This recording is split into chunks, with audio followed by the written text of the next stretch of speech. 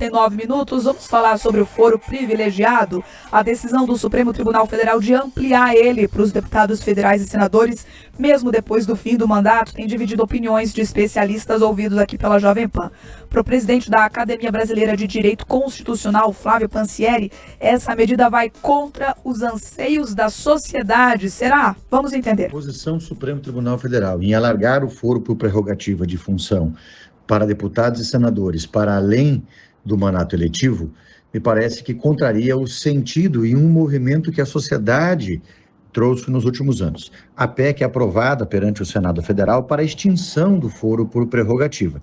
E este movimento político e institucional, que faz parte das atribuições do Supremo Tribunal Federal neste momento, me parece que se encontram em dissonância com este sentimento de toda a coletividade que espera já há algum tempo que a Câmara dos Deputados agora analise a extinção por derradeiro do foro por prerrogativa no Brasil. Por outro lado, o advogado Gustavo Kfouri, que é especialista em direito eleitoral da Federação Nacional dos Institutos dos Advogados do Brasil, acredita que a ampliação do foro está alinhada a premissas constitucionais. Vamos entender o contraponto aqui. Sob o aspecto constitucional, eu me alinho a esse posicionamento, porque afinal de contas, se o crime foi praticado em razão do cargo e ele fixou o foro no Supremo, compreendo que deva permanecer, então, o entendimento acertado do Supremo, pois afinal de contas ele se mantém julgado no âmbito da competência do Supremo Tribunal Federal. Temos a análise também do advogado Roosevelt Arraes, que é especialista em direito constitucional e eleitoral. Vamos entender o posicionamento dele. Se de um lado o foro privilegiado significa que a pessoa vai estar nessa condição, ou do foro de prerrogativa, para ser mais técnico, significa que a pessoa vai estar nessa posição de uma instância superior, né? A consequência é que ela perde mais chances de recurso, porque se ela começasse a ser processada em primeira instância, ela teria recurso para a segunda instância, depois para Brasília e assim por diante. Se ela começa no foro de prerrogativa, dependendo da autoridade, ela já perde, por exemplo, o Tribunal de Justiça ou já vai direto ser processado no STJ ou no STF. Então, tem esse lado de que, em tese, o processo seria mais ágil, porque você teria uma instância a menos. Porém, a grande dificuldade é que esses tribunais, eles já estão abarrotados com muita coisa. Então, tem o efeito colateral do foro privilegiado, ou da prerrogativa de foro, de que esses tribunais já estão com outras atividades, lidando com outros recursos, outras coisas, e aí não tem, às vezes, estrutura e tempo para priorizar essas ações. Então, tem esses dois lados que devem ser considerados. Me parece que o mais adequado é que, uma vez definido a prerrogativa de foro, me parece que, de certo modo, a decisão do STF até tem um acerto quanto a isso. Se de um lado se faz isso, de outro, imediatamente, o STF e os tribunais têm que montar uma força-tarefa para priorizar o julgamento dessas ações. Porque aí nós ganhamos as duas coisas. De um lado, vamos dizer assim, um julgamento mais imparcial, etc., mas também um julgamento mais célere, que, se for para o caso de absolver, isso já resolve a vida da pessoa pública, né? Vamos dizer assim, tirando qualquer suspeita sobre ele, e, se for o caso de condenar, que já se condene também e a justiça mostre a sua efetividade. Então, né, sobre esse assunto, é o seguinte: foro privilegiado era bom quando o Supremo não julgava. Sabe que a classe política defendia com unhas e dentes ali a história do foro privilegiado, porque tinha certeza que aquele julgamento não andaria, né? Que existiria alguma forma de travar a celeridade, que foi assunto já dentro desse jornal, inclusive. O nome se já fala, foro privilegiado, privilégio. Dá a impressão que no Brasil a gente tem duas categorias de pessoas e também dois tipos de justiça.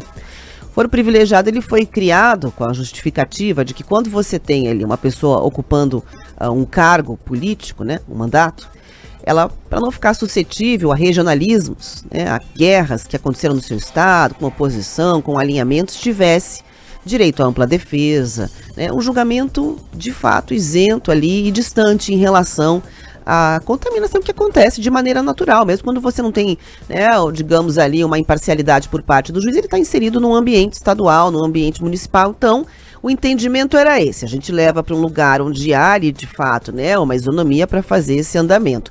Mas você teve, ao longo do tempo, uma série de distorções em torno aí do que é o foro privilegiado. Não é de hoje que a discussão se apresenta em torno, inclusive, do foro privilegiado para colocar o fim. Quantas vezes você já não viu aí pelo fim do foro privilegiado?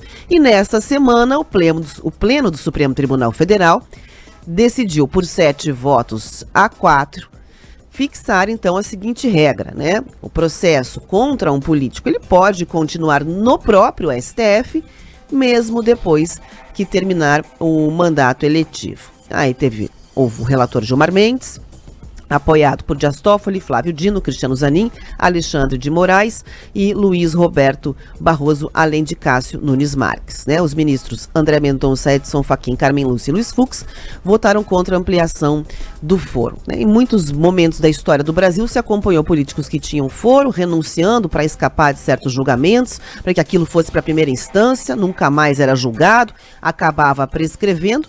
Mas agora parece que a impressão que dá pelo timing, inclusive, que a gente vem falando aqui da justiça, é que há de certo um endereço que acaba sendo atingido, não vou usar dizer aqui que é de maneira proposital, mas é muito coincidente este timing, que é a questão de Jair Bolsonaro, travando um debate, inclusive, sobre qual seria a instância para que ele fosse julgado.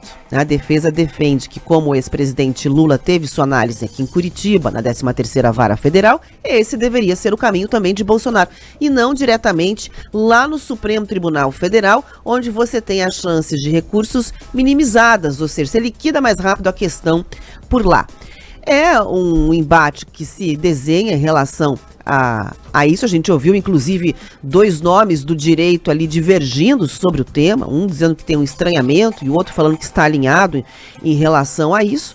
Mas, de fato, você enterra, né, a ideia de uma vez por todas de que a gente tem o mesmo processo legal para todas as pessoas no Brasil. Eu fico me perguntando quantos lugares do mundo também funciona. O foro privilegiado, eu entendo a justificativa, mas acho que a gente deveria contar nos dedos ali quem é que deveria ter, de fato, o foro privilegiado. E olha que esse foro, Rafa, ele é para muita gente, né? É. Você tem, por exemplo, deputados estaduais, é no Tribunal de Justiça, né, no primeiro grau.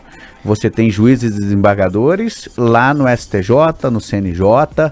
Você tem governadores no STJ e deputados federais, senadores no Supremo Tribunal Federal. Você sabe que eu já conversei com um deputado federal sobre isso e tem alguns que reclamam dessa questão do foro, né? Você tem 2 pontos de vista. O primeiro é que no Supremo Tribunal Federal, quando se inicia uma ação, ela se termina também no Supremo, ou seja, não tem um grau de recurso. O que o Supremo decidir está decidido, então tem uma instância.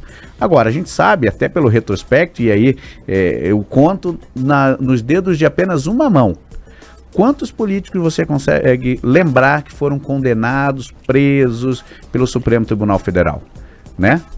Eu não lembro, eu confesso que não, eu uso uma mão só.